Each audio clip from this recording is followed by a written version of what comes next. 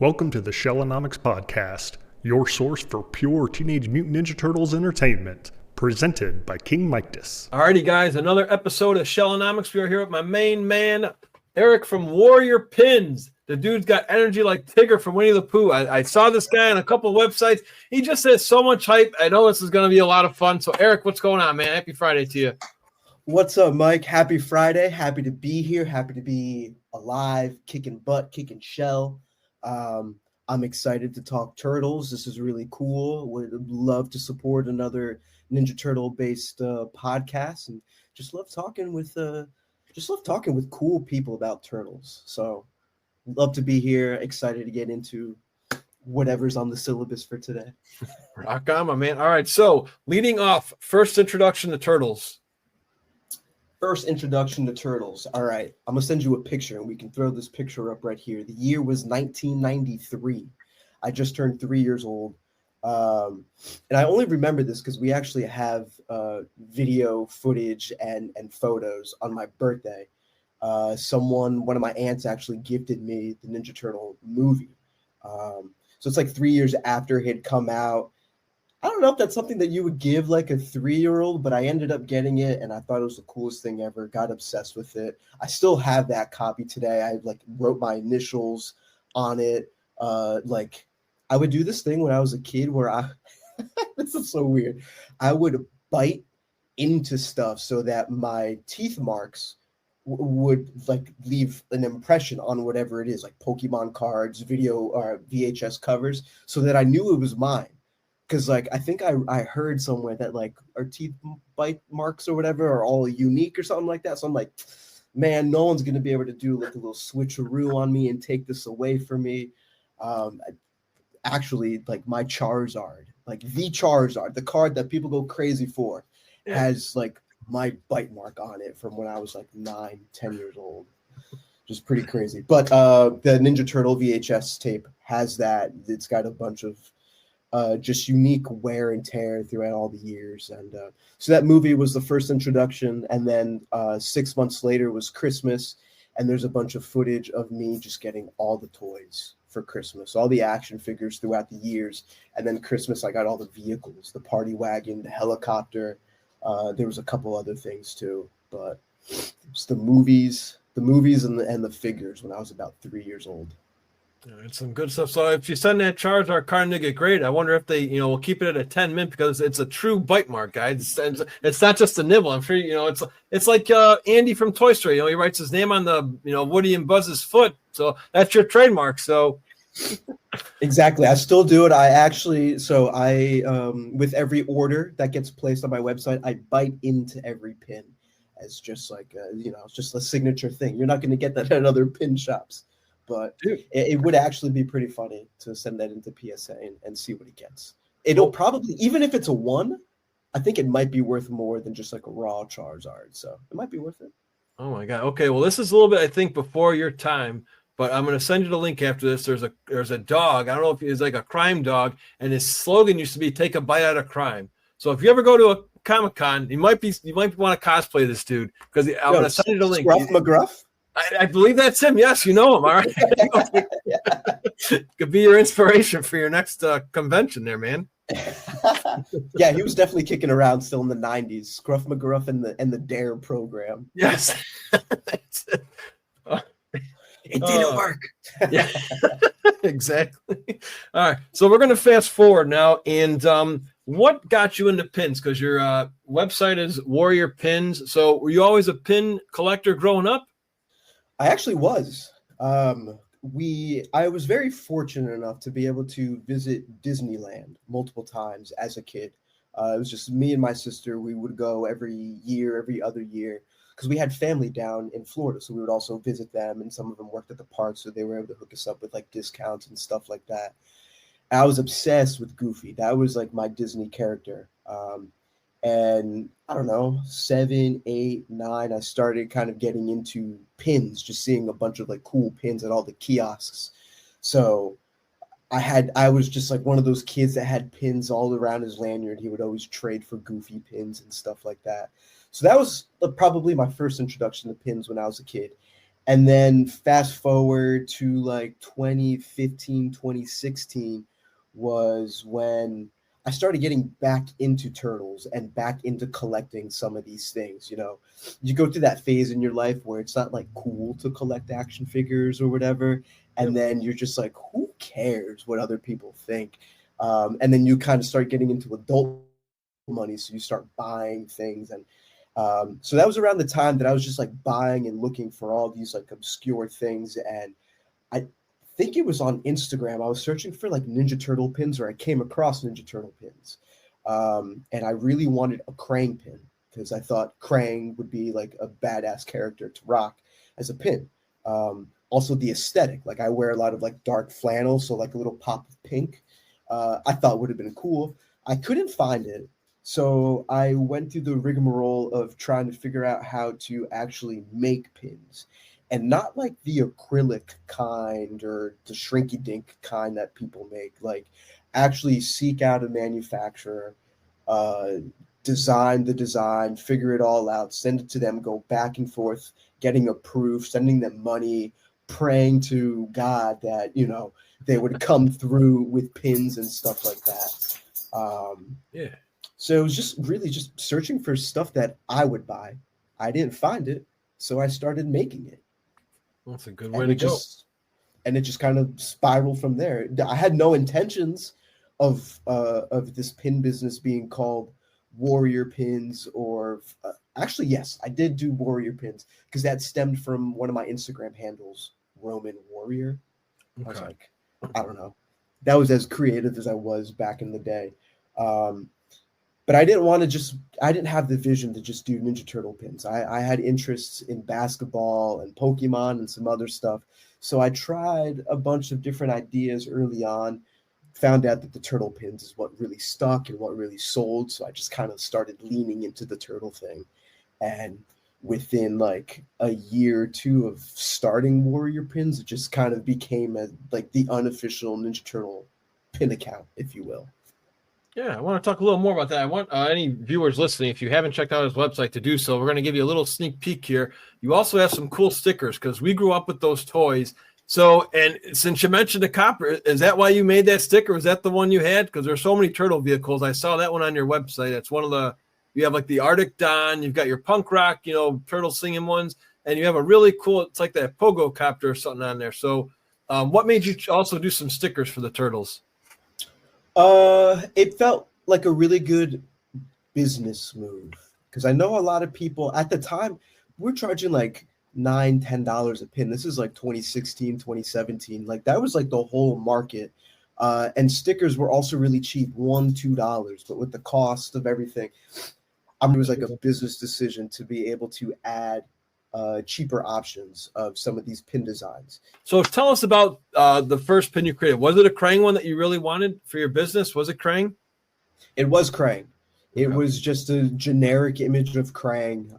I booted up Illustrator. I figured out how to use the pen tool, made my Illustrator file, contacted a bunch of different manufacturers, and I gauged kind of like more or less how their communication was, what their prices were, what the quotes were, just how the workflow went. You know, I didn't want to just put all my eggs in the first, you know, company to pop up on Google or whatever.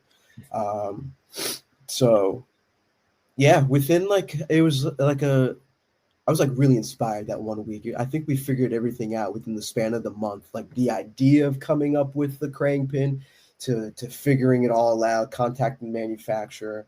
And then like a month or a month and a half later, I had the pins delivered to me. And it was just such a wild rush of emotions. I also play music. I play in a bunch of like punk bands, R&B, hip hop, soul bands, and stuff like that. So that night I had a show, and I remember bringing a bunch of those pins to the show, trying to think that I would be able to sell them. No, I just gave them like a couple of my friends, but that was the first pin, and it sold out. I had no intentions of it selling out. I really had no idea what I was doing. I was just trying to figure it all out.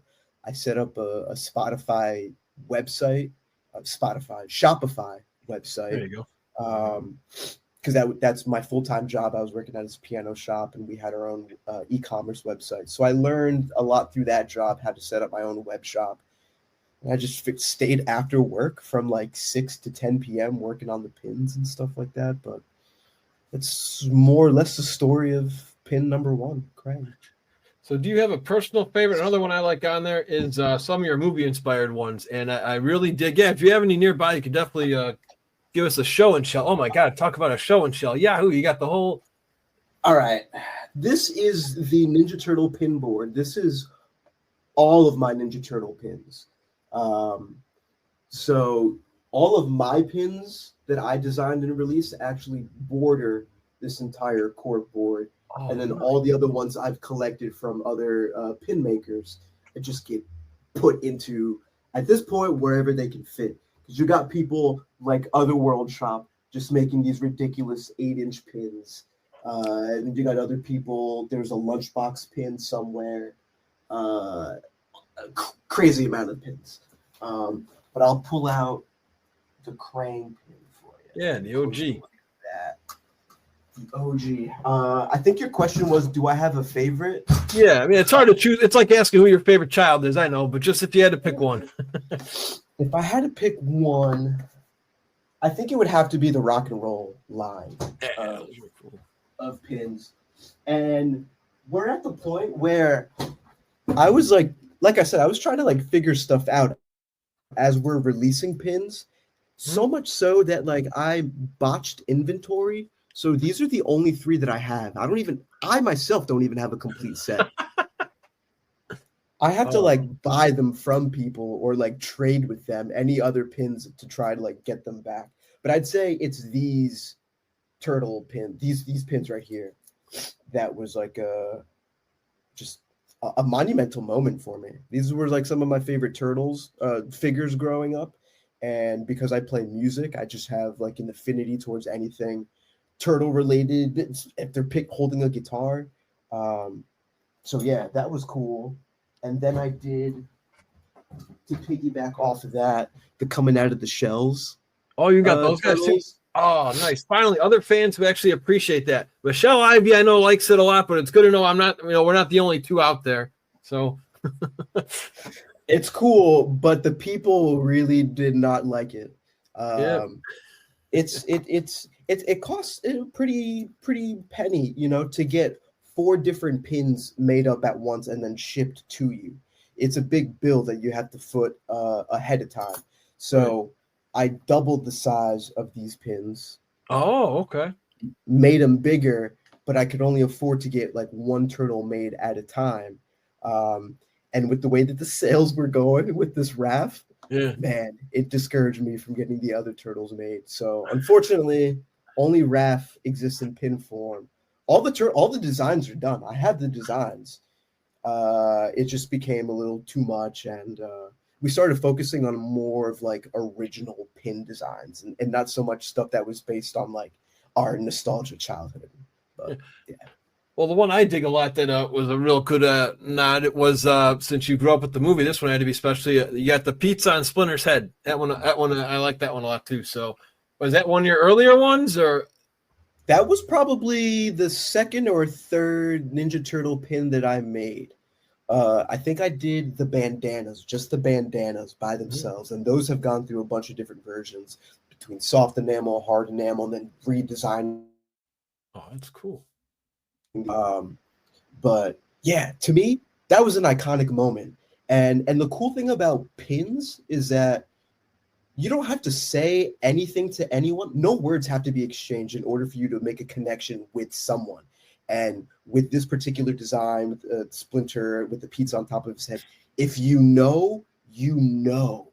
So it's like, what a great way to just open up a conversation and be like, is that from the first Ninja Turtle movie? Or is that Splinter from Ninja Turtle? And then from there, a beautiful friendship could blossom.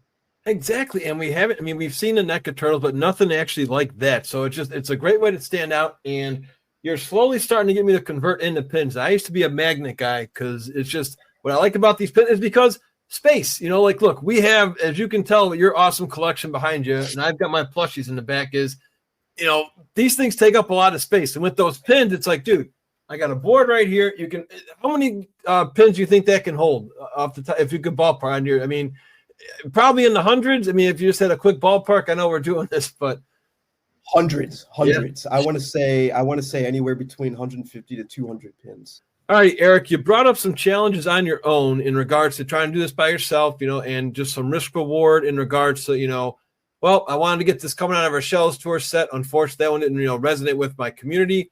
But tell us about the time, you know, a customer was overjoyed with getting these pins. I'm sure you got plenty of them, but is there one that stands out to you the most?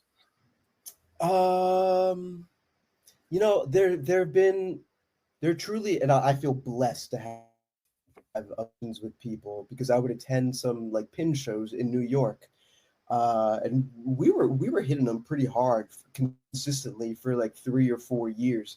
These are like pins and patches dedicated vendors. People are there specifically to buy pins, and the more niche your pins are, the more you stand out.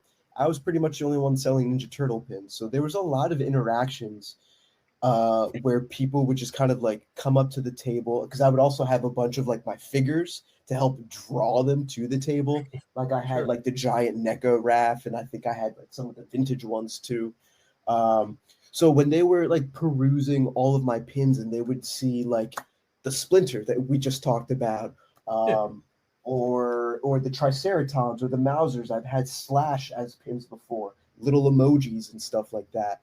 To see their face kind of like light up, and then for them to tell me their turtle story, that made me like really happy. And that was like a really cool connection, because it's not just, I'm not just here trying to like make money. Like I'm passionate about the turtles. I love the turtles. Like this is all a labor of love. I don't do this because I'm getting paid or anything like that. Like, so to be able to connect with other people is really cool. And it just kind of works, you know, and it's just, those are like my favorite connections, and yeah. Oh, you also have a YouTube channel up there with some awesome. So how did you get into unboxing toys too? I know there's one with the little people. I thought that was a pretty cool unboxing video. How'd you start getting into those? Yeah, I've been into creating content for like my entire life. I've always just been making videos, taking pictures. I love creating content, stuff like that. And I talked about working at this piano job between like 2014 and like 2018 or 2019. I was like their content dude. I was out there creating all sorts of content, unboxing pianos, tutorial videos. So we built a studio kind of like in my office at that job. So I would stay there after work and just start like working on like my own unboxing videos, because I had the space and stuff like that. So I was able to kind of get the reps in, you know, being in front of the camera, talking and stuff like that. And little by little, it just kind of started growing into this thing where, you know, it's just a dude who loves turtles unboxing turtles stuff. And I feel fortunate that like that Little People collector unboxing that you saw, like they sent that over because they saw my content and they're like, oh, he's a fan. And that just made me want to go even harder with the unboxing videos. And it's fun, you know. I do enjoy making the videos, and I do enjoy connecting with people.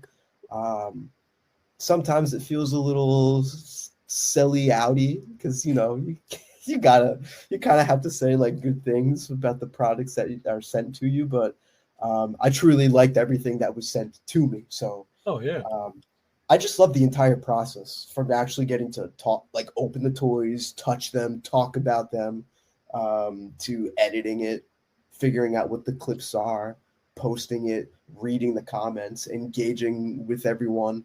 And you know, there was a period of my life where I was trying to chase that YouTube money. So I was trying to go hard with the, hey guys, welcome back to the Warrior Pins YouTube channel. Today we're unboxing whatever. The Mr. Beast of Turtle Pins.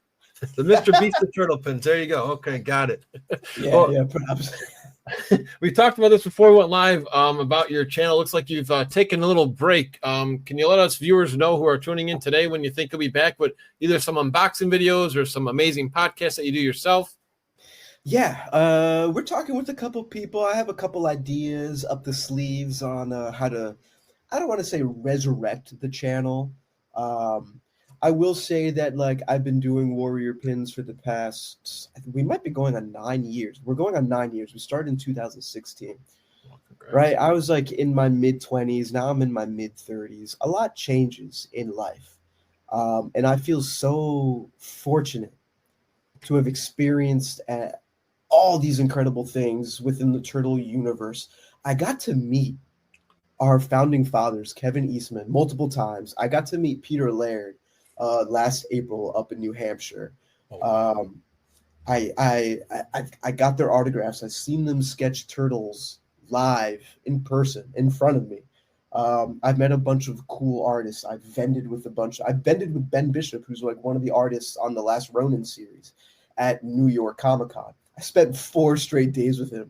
That was wild. But I've done all these cool things. I even got a job at Nickelodeon from just being out there with the pins and stuff like that. That I don't know what else there is to like obtain. Like I feel really happy with the journey. So I think my focus kind of shifted a little bit towards the music. So the pins did kind of take like a little backseat in terms of like priority in life. We're still designing and we're still posting and stuff like that. But yeah, there is a turtle podcast that I'm trying to work on, which might be out during the summer, hopefully. But we are getting back into YouTube videos. I have a stack of toys that I still have yet to open because I want to make them into unboxing videos. So soon, people, soon. We'll be back this year for sure. Eric Claus is coming to town with turtle toys. Doesn't get any better than that, my man. So what was it like actually meeting the Kevin Eastman and Peter Laird? Are they as humble as you visioned? Incredibly. I did not smell any kind of ego from them. They're truly happy to like meet the fans and interact with the fans. Like they're listening. Like I've had Kevin Eastman on my podcast a few times, and that was prior to actually meeting him. And then I found out he was going to be at like New York Comic-Con. I went to San Diego Comic-Con. I've been to a bunch of different cons. And just meeting him in person was just wild. He was so nice. He listened to me. He made eye contact with me. Like he stopped what he was doing to hear me out. And I felt like an immediate connection. And it was the same thing with Peter Laird. I was just like telling him a couple things, and he looked up after signing my book and just said thank you and like reached his hand out to give me a handshake. And it was just such a genuine moment. Like it was incredible. It can't get any better than that, right? You met the dudes who created the turtles. Like I met them both again in Portsmouth, New Hampshire, which is like 15-20 minutes away from Dover, New Hampshire, where they actually created the turtles. Like I feel like that's the pinnacle, the craziest, an incredible experience. I highly recommend getting out to a con that Eastman is at. He's such a great dude. And if you get lucky, if you're in the Northeast area and Peter somehow magically, miraculously makes an appearance, man, it's worth it. Incredible. It's the one thing why I love turtle fans and just anybody who's been a celebrity in the Turtleverse. So behind me, I've got a picture of all 4 voice actors from the cartoon. I did a photo op with them, and I made sure each turtle held their own, voice. I held their own turtle. So when I have kids of my own, they're going to say, Daddy, who's that old guy there? It's like, oh, that's Raphael. That's Leonardo. And just like you said, just how they take so much time out to just, it's like, look, I'm not going to sign this and just say next, like a lot of celebrities do. You've been to a lot of Comic-Cons. I've been to a lot of Comic-Cons. Some of them are we're not naming anybody, but some are very high maintenance where they got to have, the temperature at like 70.2 degrees. These guys are like, no, you're here for us. We're going to make time for you. If it takes 5 minutes, it takes 5 minutes. If it takes 10 minutes, it takes 10 minutes. So it's really good to hear that the creators, it's kind of like a lead by example, so to speak.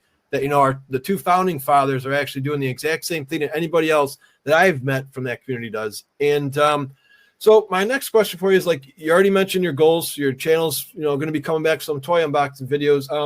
What else are you planning on doing in 2025 with Warrior Pins and your content creating? So, let me show these off real quick. If any Warrior Pin fans following me, you'll see that these are what I deemed called the shell heads. Because you got to get around copyright somehow. Red turtle, right. turtle, purple turtle. These are the shell heads. So it's the same design. So I'm ordering one mold, but then getting a bunch of different colorways. We did 2 series of these pins where we had Slash, we had Ronin, we've had Jenica from the comics, we've had Venus from Next Mutation. So I will say that these are coming back. What are the colors and the colorway and stuff like that? TBA. Make sure you're following Warrior Pins on Instagram to find out. So we do have more pins lined up. We also, this is the first time I'm like actually showing this off to people. I've been teasing apparel, and by apparel I mean accessories. I'm a man of accessories.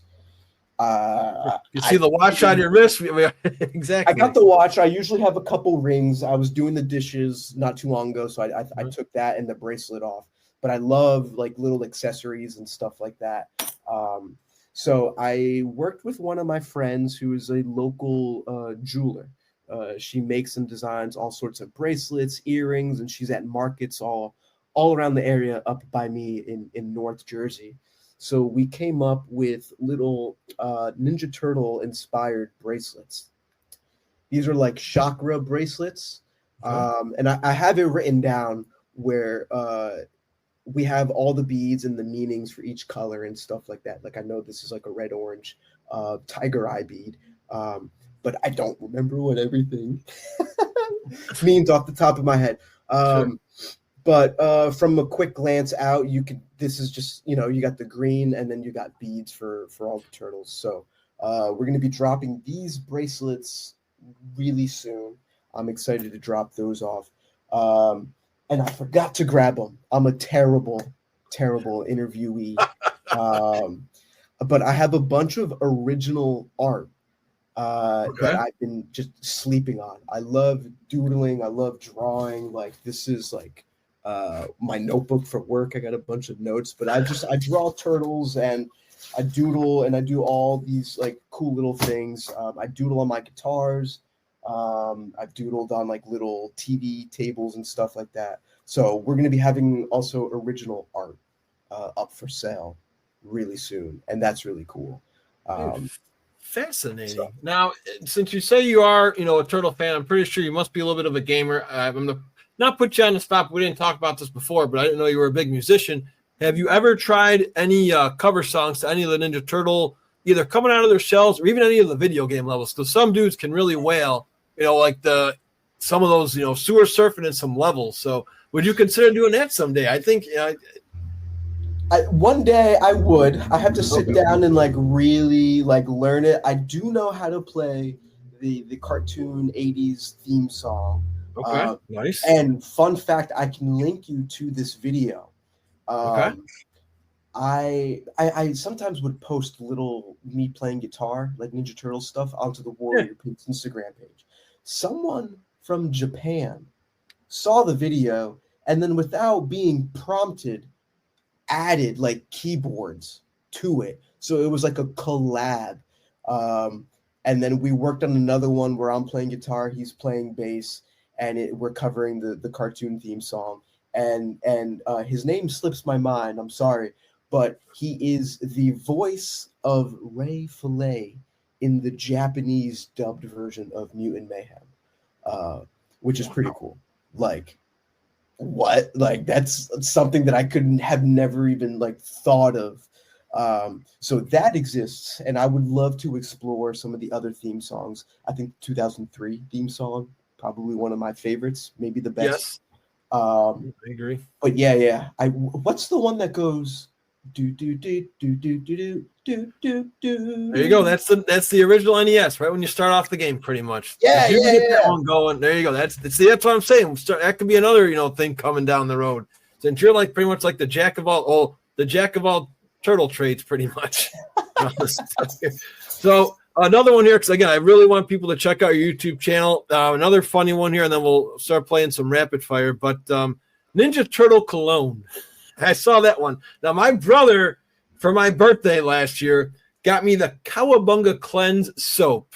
Now, I didn't do an unboxing like you, but I think I should have. But the smell, Eric, the plastic bags, I really smell like a fresh pizza coming out of the shower. So let us know really what you thought about that Ninja Turtle cologne. It's been a couple years since you posted it. We saw the look on your face, trying your best. What was the aroma? I was just like, yo, if you send it, I will make a video about it. I will unbox it, whatever. I don't care. Let's go. I'm gonna be honest with you, Mike. I still wear it to this day. I actually did enjoy it. It's very fresh, fragrant. Like it's like a daytime kind of like wear. It's not something that I would wear on a date or anything like that if I'm trying to impress someone. But if I'm trying to just, feel cool, feel like I just had some really good thin crust pizza, because like I can't do Domino's anymore. It's got to be like thin crust and like smaller size. It makes me feel good, that cologne. So shout out to, this has been years. I'm terrible. I don't remember what the company was called. Hey, man, we did our homework. That's all. We found anything turtles for. We wanted to make sure we went down memory lane with you. But yeah, I had to bring that one up because I haven't seen it anywhere else. It's a special video. I was like, I never even knew that stuff existed. I mean, this year they got the Puma shoes. So that would have been a cool unbox if the Puma shoes, if you're still doing your unboxing stuff. That would be dope to get. But that turtle cologne, I was like, I gotta ask him about this. I had to put him on the spot here. Oh my god! Yeah, all right, let's play a little rapid fire here. So with your Mount Rushmore of turtles, I want you to give me, because you're a diehard turtle fan like I am. You got each turtle, pick their best version. So it could be like Michelangelo, 1987 series, 2003, the first movie. However you see fit for all four turtles. Oh wow! Excellent question. Okay.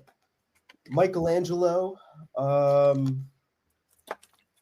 gotta say it might have to be the 2003 version. Think he's fun. Think there's depth a little bit to him. Love the colorway, but I think that's also maybe my favorite voice actor for Michelangelo.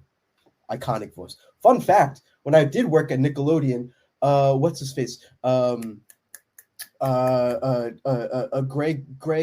Sipes. Yeah, from 2012, right? Yes, he voiced Michelangelo. He came up to the floor that I was working on, and he asked me, where's this person? I'm looking for this person. And I'm looking down, and he goes, hey, dude, do you know where I can find? And I'm like, why does that voice sound so familiar? And I look up, and it's Greg Sipes. And I'm like, I don't know who this person is, but I'm pretty sure he's probably over that way, because he gave me like his office number or something. I was like, what the heck? That was crazy. I don't know. That's my ADHD brain. And then again, I met him a couple other times in San Diego and Granite State. Oh, nice. Yeah, he's my second favorite Michelangelo, but I'm going to say 2003. 2003 Michelangelo. For Leonardo, oh man. If you stack the deck with 2003, no problem. But like I said, I'm trying to get a lot of my buddies into that series because again, I grew up in the '87 era, but 2003 series, it hits a spot when you look back at, it's almost just like a timeless show that has aged even better over time because it was the right amount of violence for a kid. You could understand it. They didn't talk, Mike had good dialogue, in my opinion. He was Michelangelo, but like you're saying, just when you needed him to, when the chips were down, you could still count on him. So very good. And I almost want to take the easy answer and just go 2003 across the board because that is a series that I often watch like on repeat in the background. I love that Peter Laird was like heavily involved in the story. I love how a lot of the original Mirage comics were adapted to certain episodes, or they branched it out into different series, like the City at War arc. That's in like almost every version of the Turtles. I think that's cool. And like side tangent, I love going onto Peter Laird's blog, and like he'll like share his like emails with Larry Goldfine, who I think was the executive producer for the 2003 series, and just like showing like emails of going like back and forth and being like, I don't really like this. I like this. What the hell are you doing? This isn't Turtles. It's like, it's just so cool to get that like behind the scenes look at what went into making that particular series.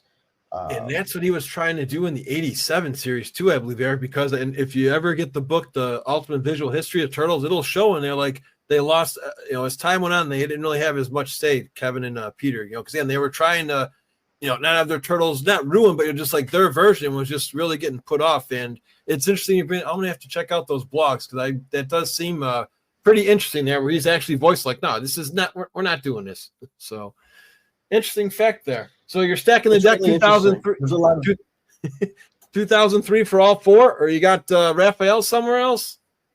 Okay, you know what? Johnny? That's the cop out answer. We're gonna go movie 1 for Donatello. Okay. Wait, no. This is so hard. The IDW. No, I'm taking IDW Donatello. IDW Don? Okay. That sounds good. Because incredible arc. I don't want to. I'm not spoiling anything. It's been out. Yeah, it's been out for you. Yeah. What is it? At issue 40, when he get his shell schwacked by was it Rocksteady? I think so. That was killer, and then just coming back from it, and then just like the last 50 issues going into I forget what it is. IDW Donatello. We're gonna go movie number 1, Leonardo. Okay. I like how he leads. I like his demeanor, how he carries the team. But we also get some like funny moments. Like, isn't it Leonardo that pops out of the sewer? Pizza? Yes. When they're like going to April's, like that's exactly what if I ever get Brian Toach on, that's exactly what I wanted to go with. That. Hey, did she say pizza? Just out of nowhere, you say he's this macho leader guy, and he's like, wait a second here. I like that little sound bit. And I remember as a kid, I would always like repeat, like mimic what I would hear in the movies, and I would always go Splinter when they're at April's door and like Splinter was gone. Yeah. And then for Raph, I'm looking at like my figures to try and get like inspiration. I gotta look at the Raph shelf. Yeah, we're gonna have to go with 2003 Raph. Yeah. Okay. Classic amount of attitude, right amount of sass. He had something to say about everything. But he was also a softie at heart, So there you go, my Mount Rushmore. I like that soft spot because the series better than I do, but there's an episode with Raph. Doesn't he look out for a kid in one of those episodes? Right, like there was a little kid, and he's like pretty much almost like a father figure to him because like he wanted the kid to go to the police station, and there were some aliens involved or something. I can't think of the name of the episode, but I know there is one in the 03 series where he, like you say, he does care. He isn't just Mr. Hoddit, and he was in it where he meets Casey Jones in there too, similar to the first movie. So. Exactly. Yeah, there's all of that. Damn, what a good series. We're going to have to have like a 2003 watch party. That's what we've actually been doing in our Discord. Every Friday we've been hanging out. We're up to the City at War right now. We've been doing this for about a month or so. We just finished Triceratons, and it's wholesome for me because, again, it's like you said with your memory. I remember season 1 a lot, but as it goes on, and I remember Mikey being the Battle Nexus champion, but there's a lot that just, like you say, just left my brain because I've only seen it once or twice. So that's actually what we've been doing. But before we let you go, just can you please plug all your socials one more time for us to make sure we catch you everywhere? Yeah, sure. It's at Warrior Pins across the board, every single platform. So you can find me on Instagram, on Threads, on TikTok, on YouTube. Unfortunately, my Facebook page got hacked, and we were never able to resolve that. So don't look up Warrior Pins on Facebook. You're probably going to get some lady wearing a bra as the profile picture. Different kind of pins and a different kind of warrior. I got it. Yeah, different kind of pins. I'm not Yeah. responsible for anything that you click on that anymore. But Instagram is where I'm most active, and I'm sharing the latest pickups that I got. I've been really into Pokemon, so I've been sharing a lot of like what I've been getting in packs lately. And Instagram is probably where you're going to get all the latest updates on pin releases on the bracelets, the original art. And I actually have a couple pin shows coming up.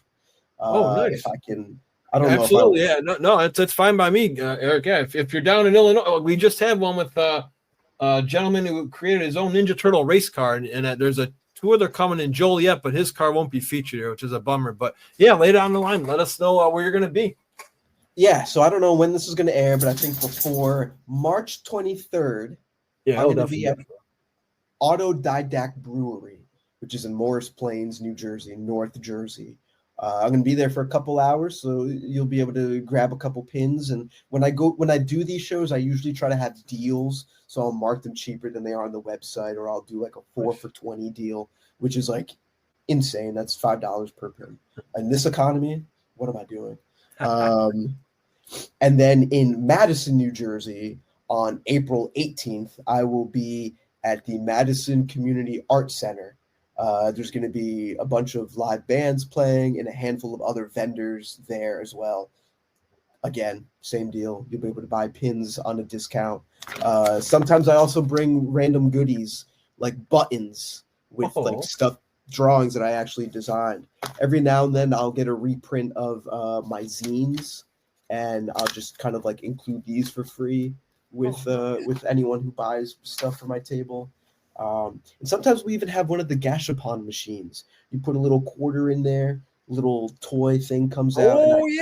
I stuff it with just like random pins. So you get like 2, 3, 4 pins sometimes for $5. So come out to one of the shows, come say hi. I don't know how many more I'm going to be doing, but those are the 2 that we have lined up in the near future. Oh, man. Eric, it's been a pleasure, my friend. Usually I end with a favorite Master Splinter quote for inspiration, but your journey has been incredible for somebody only in their 30s. You said you've already met Eastman and Laird. You've had tons of success on your YouTube channel, tons of success with your own pins and your business. So for those listening now on either Spotify or YouTube, what would you say to a young entrepreneur who's like, look, I got something I want to do, and you've been through the high highs, you've been through the low lows. What would you say to those people listening now if they wanted to get started on their own little journey? Sheesh. Hey, just do it, man. Done is better than being perfect. You can spend however many months, stay up late, however many nights trying to perfect the idea before going live with it. Just do it, because you're going to learn by doing it. Sign up for that LLC, figure out how to produce pins, manufacture pins, list them up on eBay, Etsy, figure it all out. Like it's a lot easier, and you gain that experience a lot quicker by actually doing it and being authentic and transparent with your story too. No, everyone's trying to like sell you on like Instagram. You scroll, sell. People want to connect with stories, and they connect with people who are authentic and transparent. So just be yourself and put yourself out there and document the journey, and just be honest with whoever is following your journey. And I'm almost positive that's going to resonate with people. People are going to see that, and they're going to want to support you, even though you don't think you have the best top of the line product, or that you can do better. People buy into the people behind the brands, not necessarily the products. So I'll leave you with that. I appreciate that, Eric. Keep your energy up as always. Hopefully, if you ever come to Illinois and you're at a show, let me know. I'd love to meet you, brother. You have a good one, all right? Hell yeah, man. Cowabunga. All righty. Cowabunga indeed.